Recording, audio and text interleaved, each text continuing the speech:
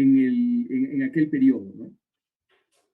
Y lo profetiza el profeta Daniel. Pero al final de los tiempos también ocurrirá algo semejante, ¿no? Nuestro Señor también habla de esta abominación desoladora, ¿no? Eh, en el llamado Apocalipsis sinóptico, que es el capítulo 24 del Evangelio según San Mateo, que en estos días debe ser nuestra lectura cotidiana, ¿no? Debe ser nuestra lectura cotidiana. ¿Y qué dice eh, nuestro Señor? Por tanto, cuando veáis en el lugar santo la abominación desoladora de que habló el profeta Daniel, el que lee entienda, entonces los que estén en Judea huyan a los montes, ¿no? Entonces, eh, el templo, ¿no? De Israel, ¿no? Es una prefiguración de el santo sacrificio de la misa, ¿no?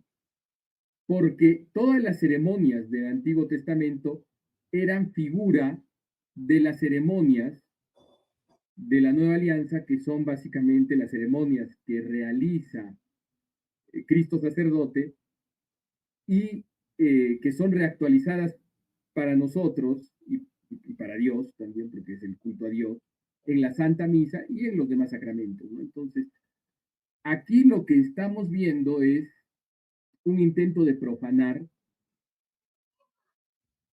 el, el altar de la sede romana, el altar sobre los restos de San Pedro, ¿no? Y San Pablo, de los apóstoles sobre los que se funda la iglesia romana y universal, ¿no es cierto? Y esto es bastante triste porque revela muchas cosas de la actual jerarquía, por llamarla de alguna manera, ¿no? De la iglesia, de los que están en manos, ¿no? De los que estamos en manos de, ¿no es cierto? Porque no sé si recordarán la aclaración a fiducia supplicans, esa aclaración que oscurecía, ¿no? Bueno, esta aclaración decía que estas supuestas bendiciones de estas parejas, ¿no?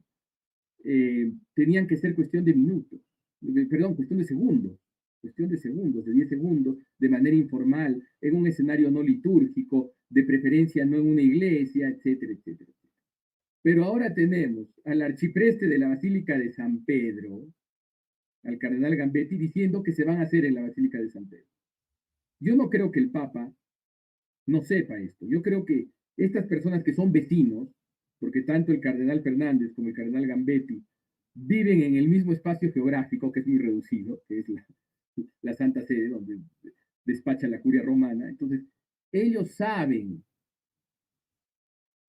cuál es la intención más profunda detrás de esto. El cardenal Fernández, ante la reacción, procura dorar la píldora, ¿no? Siguiendo la vieja costumbre que ya señaló Monseñor Snyder y que nosotros también señalamos, don Luis, no sé si te acordarás, en nuestro programa sobre el cardenal Fernández, cuando recién fue elegido prefecto del Dicasterio de la Fe. Ahí ya lo anunciamos todos, ¿no? Y remitimos a las personas a que lo vean.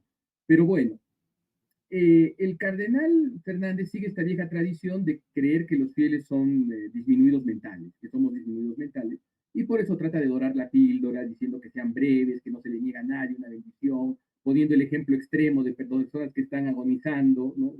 Y que están yendo a la vez a un peregrinaje, y que, o sea, esas cosas extrañas que no eran dignas de estar en un documento, que eran casos extremos de teología moral para disputar en las facultades romanas, y ni siquiera, ¿no? Los pone ahí como apelaciones a la misericordia, ¿no? Como falacias, ¿no? Entonces, pero a la larga, el que hace las cosas, ¿no? Que es el arcipreste de la Basílica de San Pedro, que es, por así decirlo, el párroco de San Pedro, el que maneja esta basílica, dice que las basílicas se van a poder dar en la basílica, las bendiciones se van a poder dar en la basílica. Entonces, ¿aquí a dónde vamos? Entonces, ellos ya saben a dónde van. Y ellos lo que quieren es ir hacia la aceptación gradual de las prácticas homosexuales, siguiendo el espíritu de Amoris Laetitia, que es la relativización del pecado, ¿no? Todos somos pecadores, ¿no es cierto? ¿No? Pero si relativizamos el pecado, todos vamos a ser dioses, ¿no es cierto? ¿No? Porque Si el pecado en verdad no es tan importante como decía la iglesia oscurantista, ¿para qué Cristo vino a redimirnos? Perdí el tiempo, Cristo.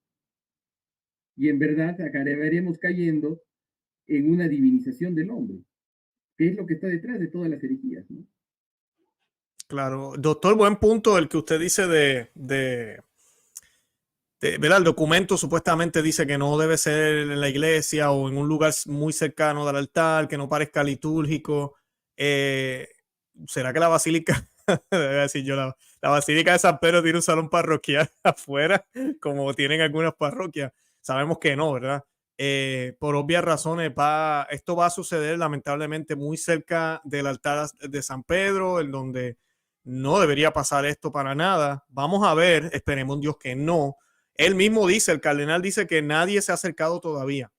Y es curioso porque pues es como si estuvieran llamando la atención para que por favor acérquense ya. Estamos desesperados porque esto suceda, porque no podemos decir que no, según ellos, ¿no?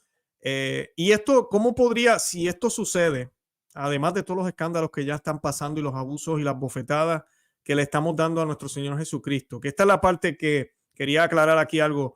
Los otros días alguien comentaba en uno de mis videos que decía, ¿por qué ustedes siempre están con esto de los problemas de la iglesia? Hablen de los problemas del mundo, de lo que está sucediendo en Nigeria, lo que está pasando en Ecuador, por ejemplo, que lo hemos hecho aquí también, o en España, o lo que sea.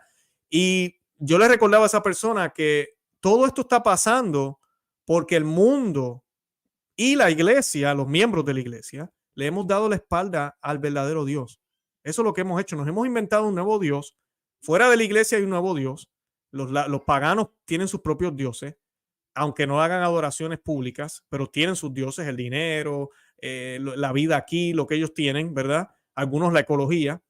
Y la iglesia católica, no la iglesia como tal, como institución, sino los miembros, incluyendo jerarcas en posiciones muy importantes, han creado e inventado un nuevo Jesucristo, un nuevo Cristo que fue inventado hace 60 años, que ama a todo el mundo sin mirar el pecado, que no pide conversión, que todos los caminos conducen a Dios, aunque yo soy el camino, la verdad y la vida. Y pues eso es lo que está pasando y por eso es que suceden las guerras, las persecuciones y todo lo demás.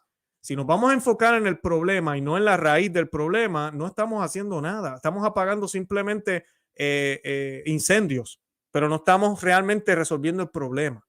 Entonces, doctor, esto sí sucede dentro de la Basílica de San Pedro y ya está sucediendo en muchas iglesias. Definitivamente tiene repercusiones espirituales. ¿Nos podría hablar un poco de eso? Claro, sería una señal, siguiendo nuestro Señor, de eh, grandes tribulaciones, sería un anuncio de grandes castigos, ¿no? Uh -huh. Porque cuando uno ve las situaciones donde se produjeron figuras de esta abominación desoladora, veremos que siempre han sido anuncios de guerras, castigos y situaciones muy graves, ¿no? Por ejemplo, esta abominación que ocurrió en el tiempo de Antíoco Epífanes,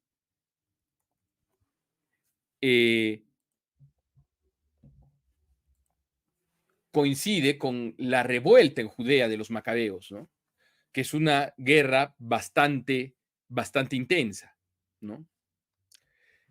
La abominación de la desolación que nuestro Señor anuncia, ¿no? Es decir, la corrupción total del mesianismo judío durante el tiempo de la primera gran rebelión judaica contra Roma,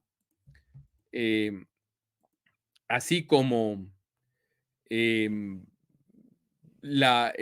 intento, ¿no?, de los romanos y la posterior profanación y destrucción del templo.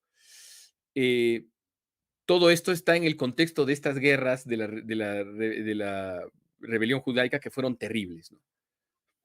Entonces, ahora estamos al borde de otra abominación desoladora que ya está a plazos, ¿no? Como diría el Papa Francisco, que habla de la guerra mundial a plazos. Esa abominación desoladora ya empieza, ¿no es cierto?, ¿no?, de manera pública con estos rituales que ocurren en